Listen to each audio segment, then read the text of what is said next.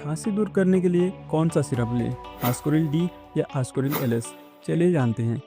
आस्कोरिल D की बात करें तो ये एक ड्राई कफ सिरप है। इसे आप सूखी खांसी के लिए ले सकते हैं, जिसमें कि आपका कफ फॉर्मेशन ना हो रहा हो। अगर आपको खांसी के साथ साथ कफ भी फॉर्मेशन हो रहा है तो आप आस्कोरिल एलएस सिरप ले सकते हैं। डोज की बात करें तो दोनों की डोज सेम ही है। इनमें से कोई भी सिरप आप 10 ml दिन में 3 बार खाने के बाद ले सकते हैं।